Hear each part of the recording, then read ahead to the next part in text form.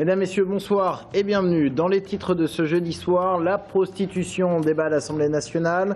Les députés discutent d'une possible pénalisation du client. Pas toujours simple quand elle est clandestine. Nous le verrons, la prostitution à Tours n'échappe pas à la règle. Faut-il faire évoluer la loi Malraux 50 ans après l'invention des secteurs sauvegardés? Une nouvelle loi est en préparation. Objectif, faire vivre les centres-villes, les adapter aux contemporains tout en respectant le patrimoine. Et puis du sport avec le Tour FC qui se déplace demain soir à 3. Un seul point sépare les deux équipes. Nous irons voir comment se sentent les Tourangeaux avant ce déplacement. Les débats s'annoncent brûlants. Les députés ont entamé hier l'examen du projet de loi visant à pénaliser les clients de prostituées. Le vote à l'Assemblée doit intervenir le 4 décembre. Et on en vient à cette question. Quel est l'état des lieux de la prostitution à Tours? Elle ne se voit pas forcément comme dans d'autres villes et pourtant elle existe. Elle est de plus en plus clandestine. C'est une tendance nationale. Aurélie Renaud. Boulevard Heurteloup ou encore le quartier situé derrière la cathédrale. Ici, on parle de prostitution visible. Difficile de déterminer un chiffre exact. Une trentaine, voire une quarantaine de personnes seraient sur le bord du trottoir, certaines depuis des dizaines d'années. Mais à Tours, comme dans de nombreuses villes, la prostitution a un nouveau visage. Le coupable, Internet. C'est par le biais de sites d'escort girl que les clients accèdent à une véritable banque de données. La prostitution dite cachée est très insécurisante. Beaucoup la refusent et il y en a même beaucoup, c'est celles qui sont dans une prostitution visible, qui vous disent qu'elles se sentent plus en sécurité sur le bord du trottoir. Elles sont plus intégrées sur le bord du trottoir que chez elles, après un rendez-vous pris sur Internet, ne sachant pas du tout qui, quand, comment et qui va venir surtout, oui. Rien qu'à Tours, des dizaines d'annonces en ligne. Certaines jeunes femmes et jeunes hommes viennent de Paris ou de la région parisienne pour s'installer quelques jours à Tours et offrir leurs services. Depuis 40 ans, le mouvement du Nid accompagne les personnes prostituées dans leur démarche d'accès aux soins ou encore à la justice. Mais c'est aussi et surtout un lieu d'écoute. Si depuis toujours ici on a parlé de sexe et d'argent, aujourd'hui la prostitution se transforme. On parle de troc du corps. C'est deux femmes qui étaient obligées qui en survie, quoi, avec ces deux filles qu'elle élevait seule, et le voisin qui lui proposait d'aller faire ses courses toutes les semaines contre un petit service sexuel dans l'après-midi. Comment elle vit ça, quoi, et puis partager avec elle comment elle vit ça. Partager ses souffrances, voilà ce qu'a fait Véronique à travers l'écriture. Il y a 14 ans, elle coupe avec le milieu de la prostitution, un milieu qui lui a volé 5 ans de sa vie. Si demain on pénalise les clients, ça voudra dire tout de suite, il faut vraiment que ces femmes, on puisse les sortir de cette précarité. Tout de suite, parce que c'est pas mettre un petit pansement et puis repousser le problème et les laisser dans la misère. Aujourd'hui, elles travaillent, elles mangent. Demain, si elles ne mangent plus, il faut tout de suite leur donner du travail. Ne plus jamais les laisser dans la misère, cette femme. Enfin, Véronique nous donne son chiffre. Selon elle, 80 personnes se prostitueraient à Tours. 3 jeunes femmes bulgares âgées de 21, 29 et 40 ans condamnées à des peines de prison allant de 2 mois avec sursis à 4 et 8 mois ferme. Elles ont été présentées en comparution immédiate après avoir été interpellées le 25 novembre dans un camp de Rome à La Riche. Elles volaient les portefeuilles et l'argent des usagers du tram, spécialement les personnes âgées. Leurs méfaits avaient débuté fin octobre. Une vingtaine de plaintes ont été déposées. Ce sont les vidéosurveillances du tram qui ont permis de les identifier. Depuis, elles ont été transférées à la prison d'Orléans. À des vols qu'on appelle des vols à la tire, des vols par pickpocket. On s'y attendait puisque effectivement l'attrait de la nouveauté, un moyen de transport qui est nouveau sur l'agglomération tourangelle devait amener un nouveau type de délinquance. Propos recueillis par Brian Bock. Le laboratoire de Touraine récupère le contrôle des eaux potables du département d'Indre-et-Loire. Ce laboratoire, qui était chargé de ces analyses, avait perdu le marché en début d'année au profit du groupe Eurofins. Mais ironie du sort, ce groupe avait perdu son accréditation pour faire des analyses. Il avait donc sous-traité au laboratoire de Touraine. L'agence régionale de santé avait donc lancé un nouvel appel d'offres et qui est donc revenu au laboratoire de Touraine. La boucle est donc bouclée. Incertitude sur l'avenir de la librairie Chapitre au centre commercial des Deux Lions à Tours. La direction de ce groupe, qui détient 53 magasins en France, va se déclarer en cessation de paiement lundi prochain. La direction espère cependant poursuivre l'activité et cherche donc repreneur. Incertitude donc pour les 17 employés du magasin Tourangeau. Et c'est dans ce contexte que l'on apprend les chiffres du chômage pour le mois d'octobre. Et c'est une forte baisse du chômage en Indre-et-Loire, moins 2%. Baisse aussi en Loire-et-Cher, moins 0,9%. C'est mieux que la moyenne nationale, moins 0,6%. Cette embellie profite essentiellement aux jeunes de moins de 25 ans. Conséquence possible des contrats aidés mis en place par le gouvernement. Sur un an, la courbe du chômage reste à la hausse. On compte actuellement 27 000 chômeurs en Indre-et-Loire, 14 000 en Loire-et-Cher. Signe significatif de la difficulté de trouver un emploi, 19% des chômeurs de la région centre n'ont plus d'indemnité, touchent le RSA. Il y a 51 ans, la loi Malraux venait au secours des quartiers historiques de notre pays. Cette loi a instauré les secteurs sauvegardés. À l'occasion des 50 ans, un séminaire a été organisé pendant un an, des réunions qui ont démarré à Bordeaux sous l'égide de l'ancien sénateur d'Indre-et-Loire, Yves Dauge, et qui se terminent demain ici à Tours et à Chinon, deux villes précurseurs en matière de sauvegarde du patrimoine. Mais 50 ans après, on réfléchit à une nouvelle loi sur les secteurs sauvegardés. Des quartiers insalubres, miséreux, à l'état de ruine. Voilà à quoi ressemblaient les cœurs historiques de nos villes dans les années 50. Des quartiers voués à la destruction et pourtant sauvés par une loi, la loi Malraux, qui trouve son inspiration dans l'exemple tourangeau.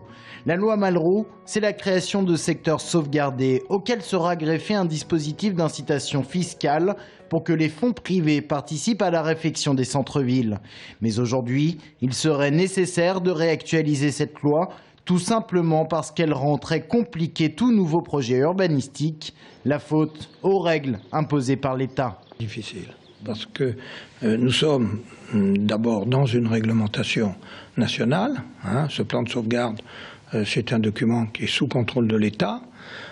Et pour le modifier, pour faire en sorte que son aspect conservation s'ouvre aussi à un aspect contemporain de création de nouveaux projets, voire de démolition dans certains secteurs pour reconstruire, c'est extrêmement complexe. Il faut des années.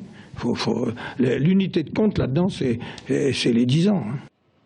Cette complexité, Yves Dauge y a été confronté lorsqu'il était maire de Chinon. Son projet d'ascenseur pour relier la ville basse à la forteresse n'a vu le jour que 20 ans après le lancement du projet. Un projet qui inclut un ensemble immobilier dont les travaux n'ont toujours pas commencé.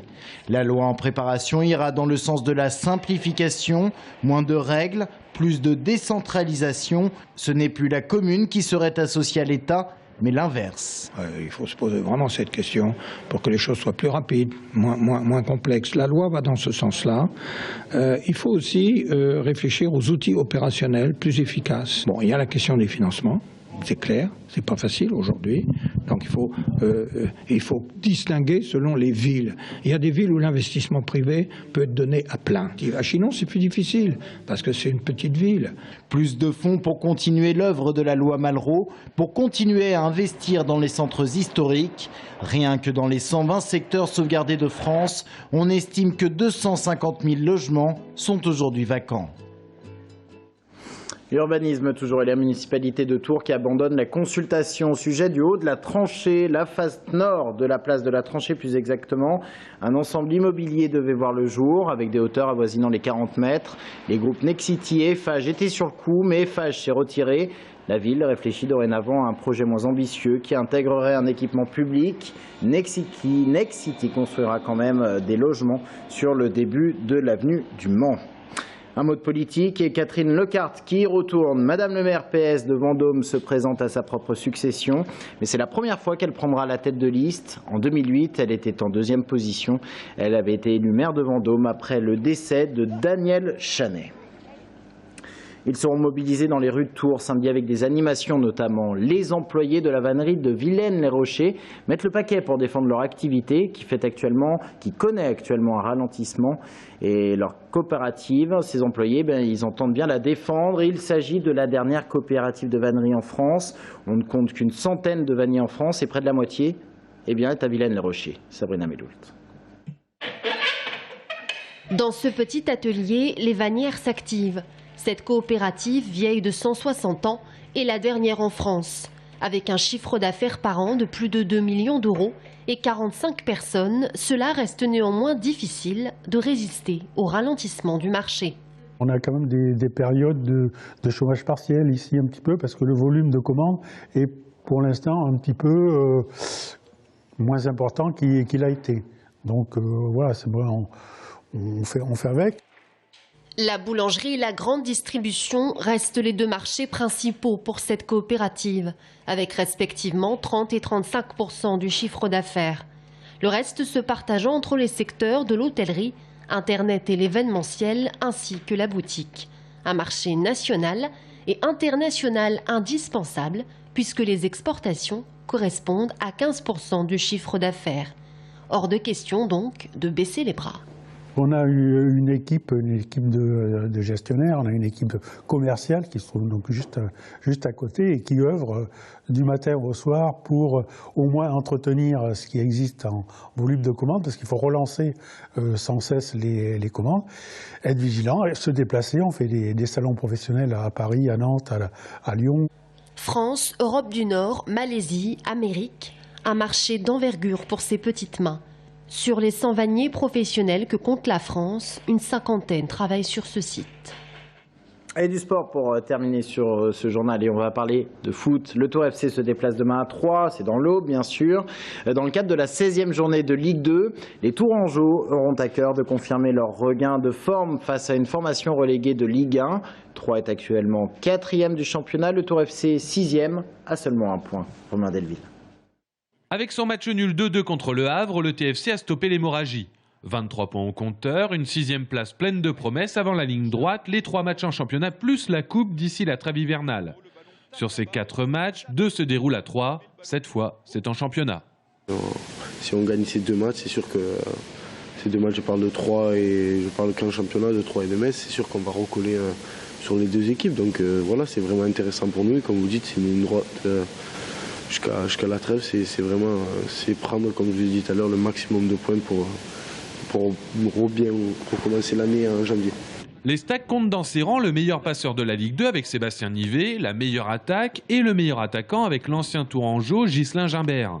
4e du championnat, 1 point devant le TFC, les Troyens semblent avoir digéré leur relégation de Ligue 1. Leur dernier match à domicile s'est soldé par une défaite face à Laval. Derrière, ils ont eu cette volonté de réagir immédiatement. Ils l'ont fait en coupe et ensuite à Créteil, en marquant 7 buts en 2 matchs.